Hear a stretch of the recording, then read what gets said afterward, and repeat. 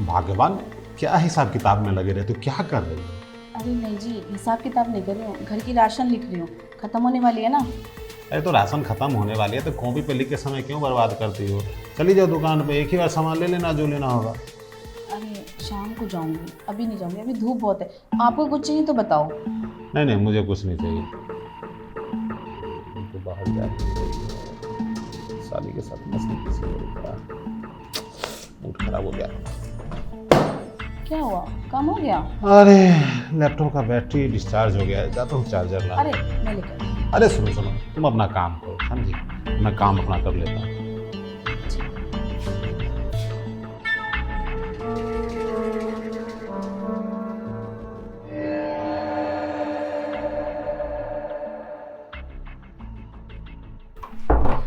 अरे प्रीति प्रीति प्रीति, हाय हाय। अरे आज मुझे बहुत खुशी हुई कि तू मेरा ऑफर स्वीकार कर ली। अब मानती कैसे नहीं? आपने मुझे धमकी जो दी थी कि अगर मेरी बात नहीं मानी तो तुझे गांव भेज दूंगा, तेरा कॉलेज छुड़वा दूंगा और तो और तेरी पॉकेट मनी भी बंद कर दूंगा, तो इसलिए माननी पड़ी। देखिए तूने बहुत अच्छा फैसला लिया। देख, भगवान ने तुम्हें ब्यूटी दिया है, सुंदरता दिया है, पर्सनालिटी दिया है। अब इसको थोड़ा सा जीजा जी के साथ शेयर कर लेगी तो तुम्हारा कोई नुकसान नहीं होने वाला। देख, तुम्हें इतनी फैसिलिटी दूंगा ना कि तुम्हारी लाइफ सेट हो जाएगी, समझी?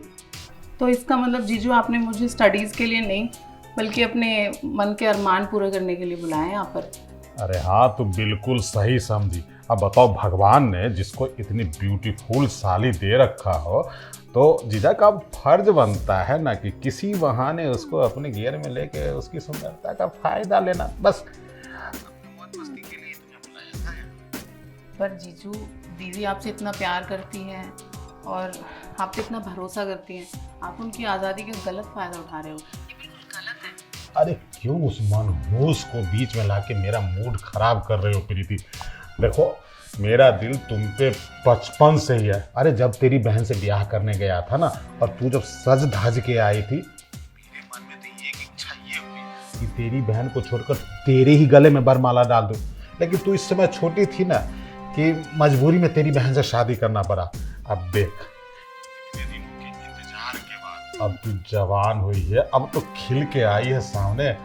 इसलिए मैं चाहता हूँ कि उसकी बात छोड़ दे और हम लोग प्रेम प्यार का फायदा उठाते हैं। दीदी बाहर है, कोई रिस्क तो नहीं होगा ना? अरे काहे का रिस्क प्रीति?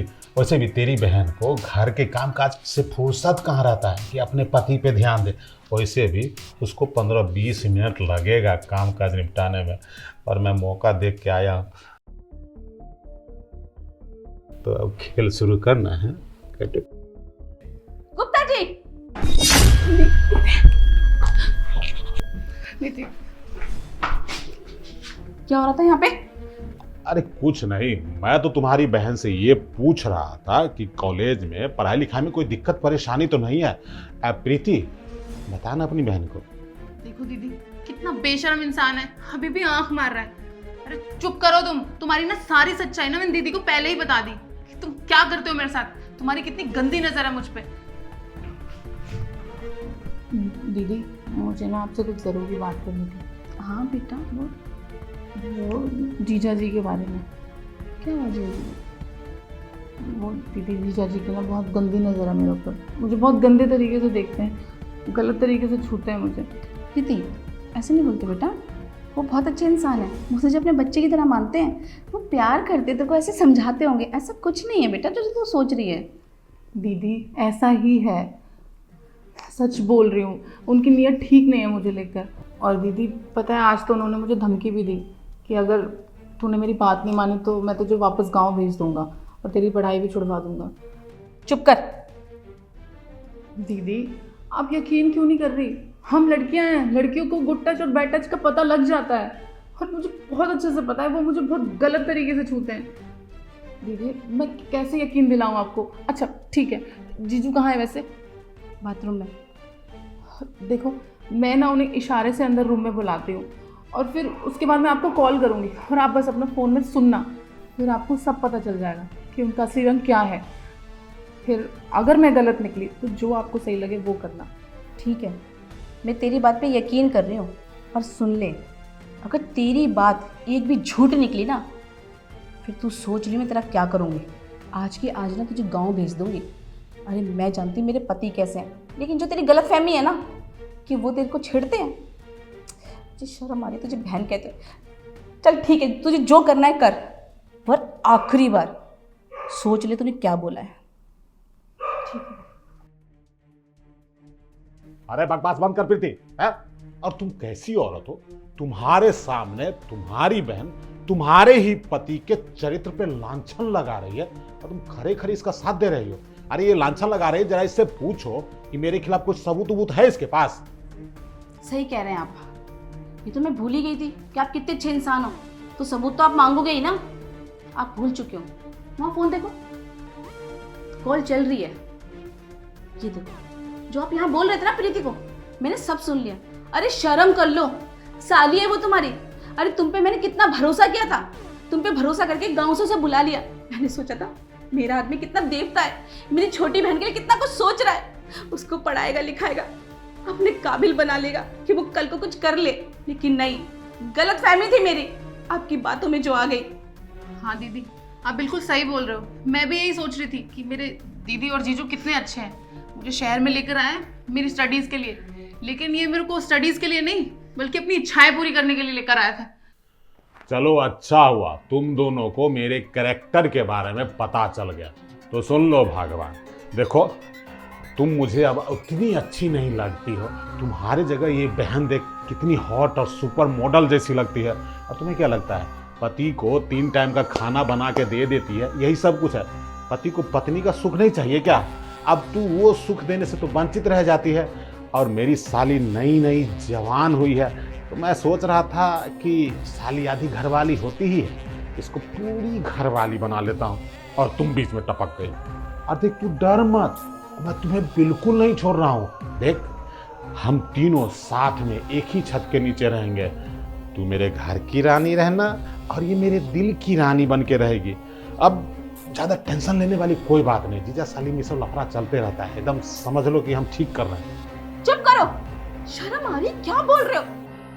अरे बहन है मेरी वो, और तुम उस पर इतनी गंदी सोच रख रहे हो। छी, शर्म आ रही है कि तुम जैसा पति मुझे मिला। सही कहा था आपने, मनहूस ही हूँ, तभी तो मुझे तुम मिले। अगर मेरी किस्मत अच्छी होती ना तो मुझे अच्छा इंसान मिलता, ऐसा जानवर नहीं जो अभी भी चौड़ा होके ये बोल रहा है कि उसको रानी बना के रखूंगा। क्यों? साली क्या होती है? सिर्फ आधी घर वाली, बेटी नहीं, बहन नहीं। नहीं हो सकती। हाँ, तुम जैसों की नहीं हो सकती, अच्छे इंसानों की हो सकती है। लेकिन ये तुम्हारी गलतफहमी मैं दूर करूंगी। जब हम इस घर से चले जाएंगे ना, तब तुम अपना सर पीट के रोगे कि तुमने क्या खोया। अरे भाग्यवान, इस छोटी सी बात को बतंगर क्यों बना रही हो? हाँ, क्यों हमको कोर्ट में घसीटोगी? रहो ना साथ में। देखो तुमको पैसे की, गाड़ी घोड़ा, खाने पीने की कोई दिक्कत नहीं होगी। बस एक ये चीज हो जाएगा कि तेरी बहन अब मेरी पत्नी रहेगी और तू घर के काम करने वाली, समझी? दीदी, इस इंसान की बातों पे ना बिल्कुल भरोसा मत करना, क्योंकि जो इंसान एक बार नीच हरकत कर सकता है ना, वो दोबारा भी कर सकता है। हाँ प्रीति, तू एकदम ठीक कह रही है। अब मुझे ना इनकी कोई बात सुननी ही नहीं है, और ना मुझे आपकी कोई माफी की जरूरत है। आपने कहा था ना मेरी मनु सूरत है, तो मैं अपनी मनु सूरत लेके जा रही हूँ। दोबारा देखने को नहीं मिलेगी। हाँ मिलेगी, वो भी कोर्ट में, जब मैं तुम्हें डिवोर्स दूंगी। देखो भाग्यवान, मैं मानता हूँ कि मुझसे गलती हो गई। अब मैं साली को साली ही मानूंगा। अब उसे घरवाली बनाने का प्रयत्न बिल्कुल नहीं करूंगा। देखो मुझे माफ कर दो। चुप करो, मुझे कुछ नहीं सुनना तुम्हारा। चल प्रीति बेटा। अरे भाग्यवान, क्यों दिमाग की दही कर रहे हो? अरे सुनो, अरे ये साली मुझे धोखा देके चली गई। बताओ, मुझे तो पूरा विश्वास में ले ली कि जीजा जी हम लोग प्यार के पेच लड़ाएंगे, और जब उसके करीब आया तो बहन को बता। अरे मेरी हालत धोबी के गधे जैसी हो गई, ना घर का ना घाट का। बीवी भी गई और साली भी चली गई। क्या करूं?